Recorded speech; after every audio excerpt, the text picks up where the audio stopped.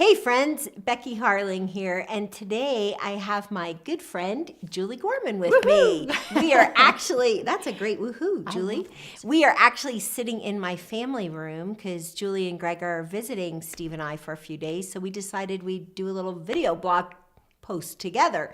And Julie is the author, Julie and Greg are the authors of a new book called Two Are Better Than One, God Has a Purpose for Your Marriage. And so I was thinking today, Julie, with Christmas right around the corner, we would talk a little bit about expectations, not only in your marriage, but just as they affect a woman's life. I know the other day, I was listening to the radio as I was driving in my car, and I heard they were asking what you thought the worst gifts were that a husband had given his wife. Boy. Oh, no. I know. And the number one worst gift a husband can give his wife for Christmas is a vacuum cleaner.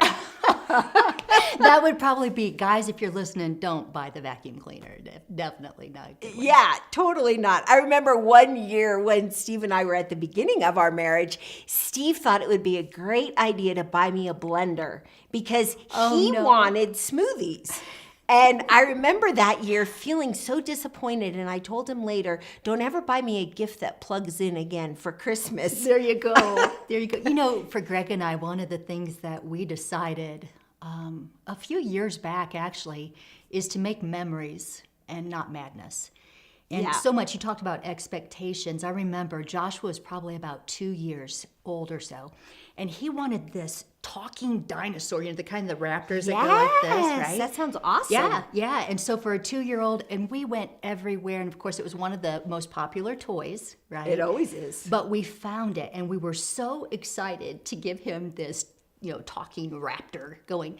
And we bought it, and there was this anticipation and expectation the whole time of him going, ooh, can I open it now? And then all of a sudden, we finally said, okay, after all the presents, you know, were opened, he went and he opened it. And it was like, okay, great. And then he started looking for more. And I thought, well, I'm just going to take that back. And he goes, I go, I don't think you like it so much. He goes, no, I like it so much. My tummy just wants more.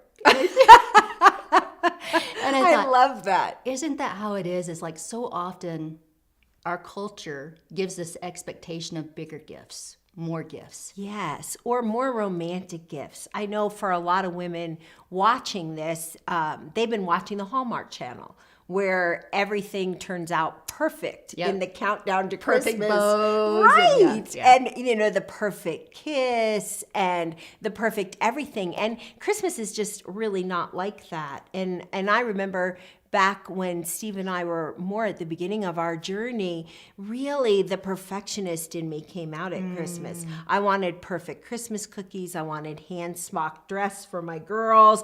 I wanted the perfect toys for my kids. I wanted to be the perfect pastor's wife. And I love your idea about embracing memories and not the madness. Can you develop that a little bit more for us? Yeah, so for us, how that plays out is we try to keep gifts simple. Like we'll buy one gift, that's nice. And then just a couple little things like drawing, sketching things for the kids. And for Greg and I, usually we'll try to, because we spoil each other all year long. Yeah. We just decided just to spoil each other all year long. Then I Christmas love is that theory. That's a great expectation. Yeah. Be spoiled all year long. Be I love that. Yeah, because then Christmas comes around and you don't have to buy the most perfect Yes. gift. But what we do is we try to just slow down.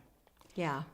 We try to spend time in conversation. And so around the table, what we do instead of trying to have the most gourmet dinner, sometimes we'll just keep it really simple. But what we do is we pass around this angel. And it's called Toss the Angel. And so we toss this angel from one person to the next until each person's had the opportunity to share their favorite memory or the thing that they're the most thankful for. And so each year we change the dialogue, but it's tossing the angel. Yeah, you know, it's so interesting because now Steve and I have been married 36 years. Our kids are grown up and raising their own kids. And when I talk with my kids about what they remember about Christmas, it's never a particular gift, right? Right. It's the the fun of making cookies together and the times when Steve would get silly with them and the kitchen would look a wreck, you know, or it's the time that the candles almost went over at the candlelight service, you know, and we had 300 kids on stage, I think, that year. Anyway, I love the idea of making memories as a family because I think, you know, this fall, the news after this last election, I think families were filled with a lot of tension. There was a lot of fear in the news. And I think we all need to breathe a little peace this year during the holidays. And sometimes we create our own chaos, don't we? Yeah. And so I love the idea of really focusing on making memories, you know, making memories in your marriage, making memories with your kids. So, what are some good memories for you, Julie? What are some of the best Christmases you remember as a family for you and Greg and your kids? Yeah, so our favorite memory, I think, actually, we created a tradition. We're not really people who have a lot of, we have Toss the Angel. Right. And we also do these keys. And it's the keys of Christmas. And when we asked our kids recently, we're like, what are our traditions? What is it that you love about Christmas time? And this was number one on their list of putting the keys on the Christmas tree. And it's the shepherds, and it's the wise men, and they're closest to the star. So Courtney always put the closest one up to the star because she was the tallest. And sometimes we'd have to get that step ladder out. And then Christ was the center of the tree. And that's what they remember about Christmas. And every year they look forward to that time together. Yeah, I love that. And I love that that everything pointed to Christ, because I think for a lot of women, this time of year can be very disappointing for them. Either because their marriage isn't going well, their kids aren't maybe who they thought they were going to be, their extended relationships aren't that great. Maybe they're having difficulties with their mother or their father or aunts or uncles, or maybe they just are struggling with feeling alone. Right. And maybe at this particular season, whether they're married or they're not married, that loneliness seems to bubble to the surface. And I think that you and I both have talked about this before. Jesus is the only one that can meet the deepest love needs of our hearts.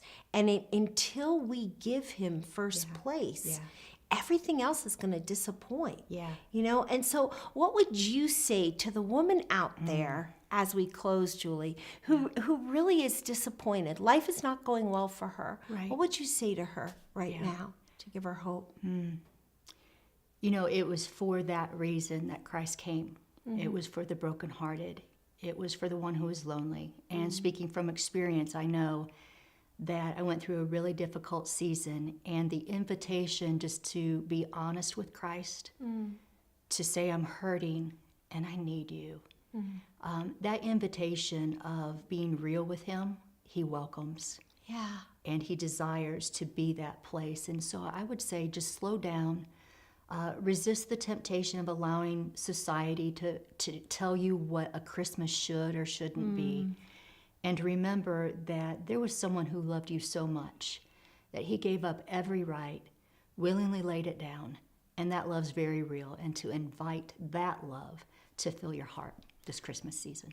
Yeah, and I would just echo that and say, if you want to know more about who Jesus is or why he came, I know either myself or Julie, we'd love to have that conversation with you. You can contact Julie give them your web Julie address. at juliegorman.com. Yeah, or Becky at beckyharling.com. We'd love to carry on the conversation with you. And we hope you have an amazing Christmas where you grow deeper in the love of Christ this year. Thanks for joining us. Thank and you thanks for for having being me. here, Julie. I love you.